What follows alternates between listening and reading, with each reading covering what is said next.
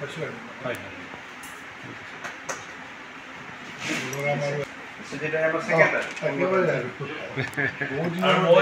প্ৰাক্তন ষ্টুডেণ্ট তেতিয়া ইয়াতে যেতিয়া প্ৰথম ষ্টাৰ্ট লৈছিলোঁ মহাবিদ্যালয় কলেজখন আৰু মোৰ মনৰ নিচিনা খুব ভাল আছিলে এতিয়া একদম নিজৰ আপন নিচিনা আহি গৈছে মহাবিদ্যালয়খন আৰু আমি প্ৰথম আকাশ হিচাপে এইখনত ইউনিভাৰ্চিটি দিব লাগিলে আগতে কোনেও পোৱা নাই আমি আকাশ প্ৰথম গুৱাহাটীত এখন মেডিকেল কলেজ এখন ইঞ্জিনিয়াৰিং কলেজ ইউনিভাৰ্চিটি দিব লাগে আমাৰ ভাষা মই সেইদিনাখন এইটো কৈছিলোঁ আমাৰ বিহু মানে বিশ্ব বুলি কওঁ কিন্তু গৰু বিহু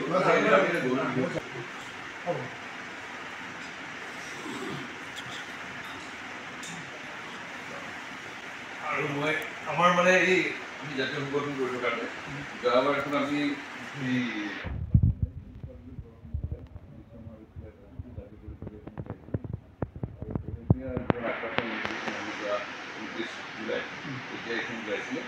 আৰু এইখন মই বঙাই ডিষ্ট্ৰিক্টৰ প্ৰেচিডেণ্ট আছিলোঁ আমাৰ হেৰি সোণাইগুৰি এখনত কপলান বুলি এখন আমি তাৰপিছত এখন এখন আৰু এইখন ক্ষমতা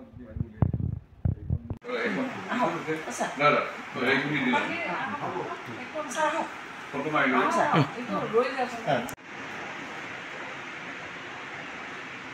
ফটো মাৰিছে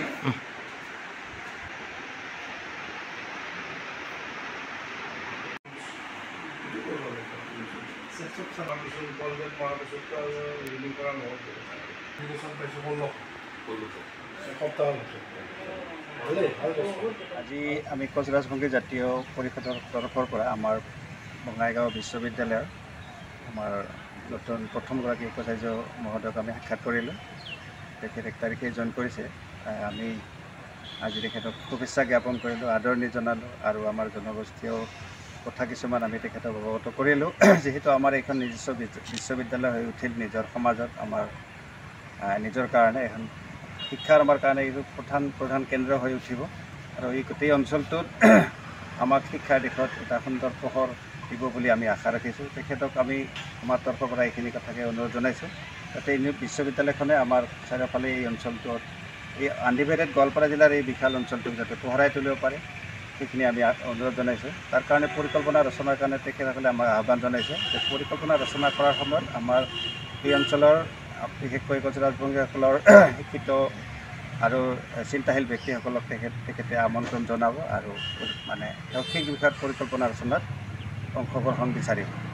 আৰু ইয়াৰ মাজতে তেখেতে এটা সুন্দৰ পৰিকল্পনা প্ৰকাশ কৰিছে যে ইয়াত আমি ভাষাৰ ক্ষেত্ৰত কোচৰাজবংগীসকলে নিজৰ ভাষাৰ গৱেষণাৰ কাৰণে এটা ইয়াত কেন্দ্ৰ স্থাপনৰ সুযোগ পাব আৰু পাঠ্যক্ৰমত তেওঁলোকৰ কিছু অংশ সন্নিৱিষ্ট কৰাৰ কাৰণে এটা সুবিধা পাব বুলি তেখেতে জনাইছে এইটো কৰাৰ কাৰণে আমি আমাৰ বিদ্যুৎ মহলক আমি সাঙুৰি আমাৰ এই ক্ষেত্ৰত তেখেতসকলক পাঠ্যক্ৰম প্ৰস্তুতিৰ বিষয়ত কি ধৰণে আগবাঢ়িব লাগে আমি আমাৰ বিদ্যুৎ মহলক আমন্ত্ৰণ জনাম আৰু এই দিশত পদক্ষেপ আমি আগবঢ়াবৰ কাৰণে যত্ন কৰোঁ কোচৰাজবংগী জাতীয় পৰিষদৰ আমাৰ কাৰ্যকৰী সভাপতি ধৰ্মমোহন মেধি ডাঙৰীয়াৰ নেতৃত্বত আমি বঙাইগাঁও বিশ্ববিদ্যালয়ৰ উপাচাৰ্য মহোদয়ক আমি লগ কৰিলোঁ বিভিন্ন কথা পাতিলোঁ মই এই মহাবিদ্যালয়খনৰে এগৰাকী ছাত্ৰ আছিলোঁ 1991ত বঙাইগাঁও মহাবিদ্যালয়খনে চিলভাৰ জুবিলি অনুষ্ঠিত কৰিছিল আৰু তাৰ মই সাক্ষী হৈছিলোঁ আৰু এইবাৰো এলুমিনি এছ'চিয়েশ্যন অক্টোবৰ মাহত হ'ব উৎসৱ হ'ব তাতো মই উপসভাপতি হিচাপে আছোঁ গতিকে সদৌ কোচৰাজবংগী ছাত্ৰতাই সুদীৰ্ঘ দিন ধৰি আমি বঙাইগাঁৱত এখন উচ্চ শিক্ষানুষ্ঠান বিশ্ববিদ্যালয় এখন স্থাপন হ'ব লাগে বুলি আমি দাবী কৰিছিলোঁ আৰু বৰ্তমান কেন্দ্ৰৰ ৰাজ্যত থকা চৰকাৰখনে আক্ৰাছুৰ দাবীৰ প্ৰতি সন্মান জনাই বিশ্ববিদ্যালয় হিচাপে ঘোষণা কৰিছে আৰু আমাৰ চিকিৎসা মহাবিদ্যালয়ৰ লগতে এখন অভিযান্ত্ৰিক মহাবিদ্যালয় স্থাপন কৰিছে আৰু আমি আক্ৰাছুৰ প্ৰাক্তন নেতা হিচাপে বা কৰ্মী হিচাপে খুব আনন্দিত আৰু উৎফুল্লিত নামনি অসম আমাৰ বঙাইগাঁও অতি মানে পিছপৰা মানে শৈক্ষিক দিশত গতিকে বঙাইগাঁৱত বিশ্ববিদ্যালয়খন উন্নীতকৰণৰ লগে লগে যে আমাৰ ইয়াত বিশেষকৈ যিখিনি দুখীয়া শ্ৰেণীৰ ল'ৰা ছোৱালী যিসকলৰ উচ্চ শিক্ষা লাভ কৰাৰ সবল ইচ্ছা আছে যদিও আৰ্থিক দুৰৱস্থাৰ কাৰণে বাহিৰত গৈ অধ্যয়ন কৰিব পৰা নাই তেখেতসকলে নিশ্চয় মেৰিট বেচিছত এইবাৰ বঙাইগাঁও বিশ্ববিদ্যালয়ত তেওঁলোকে নামভৰ্তি কৰিব পাৰিব সমাজৰ হৈ তেওঁলোকে মানৱ সম্পদ হিচাপে গঢ়িব পাৰিব, সেইটোৱে আমি আশা কৰোঁ। আৰু ভৱিষ্যতে যাতে এই বিশ্ববিদ্যালয়খন ভাৰতবৰ্ষৰ এখন উচ্চ শিক্ষানুষ্ঠান হিচাপে গঢ়িব পাৰে, তাৰ ক্ষেত্ৰে মই বোলো এই বিশ্ববিদ্যালয়খনৰ লগত জড়িত সকলো শিক্ষাগুৰুসকলে যৎপৰোনাস্তি হ'ব লাগে। জনগোষ্ঠীৰ নিজস্ব ভাষা সংস্কৃতি আছে, কিন্তু আমাৰ চৰ্চা নোহোৱাৰ কাৰণে বিশেষকৈ লিখিত ৰূপত আমি প্ৰকাশ কৰিব পৰা নাই। তাৰ কাৰণে আমাৰ জনগোষ্ঠীৰ ভাষাটো ভাৰতৰ সংবিধানৰ মানে ৮ম অনুচ্ছেদ অন্তৰ্ভুক্ত কৰিব পৰা নাই। গতিকে যিহেতুকে ইয়াত এখন বিশ্ববিদ্যালয় হ'ল আৰু এই ক্ষেত্ৰত আমি কচাবুৰী জাতীয় পৰিষদ বা কচাবুৰী জনগোষ্ঠীৰ সংশ্লিষ্ট সংগঠনসমূহে বহু আগৰ পৰাই আমি দাবী কৰি আহিছিলোঁ। আৰু আজি আমাৰ উপাচাৰ্য মহোদয়ৰ লগত আমি এই কথাটো পাতিলোঁ। তেখেতে এই ক্ষেত্ৰত আমাক সহযোগ কৰাৰ কথা কৈছে। আৰু এই ক্ষেত্ৰত আমাৰ কচাবুৰী জনগোষ্ঠীৰ বিদ্যান সমাজ, সাহিত্যৰ লগত জড়িত থকা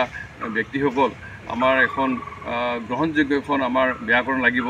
আমাৰ কিছু কিতাপ লাগিব, এখন অভিধান ল'ব। আৰু এই ক্ষেত্ৰত আমাৰ জাতীয় পৰিষদৰ আমাৰ সভাপতি হৰমোহন ডাঙৰীয়াৰ নেতৃত্বত আমি এই ক্ষেত্ৰত এটা যোগাত্মক দৃষ্টিভংগীৰে লৈ যাই আমি ভাবোঁ যে বঙাইগাঁও মহাবিদ্যালয়ত কচাবুৰী জনগোষ্ঠীৰ ভাষাৰ ওপৰত আমি কমচে কম হ'লেও এটা চাৰ্টিফিকেট কৰ্চ যাতে খুলিব পাৰোঁ, তাৰ কাৰণে আমি প্ৰচেষ্টা লওঁ।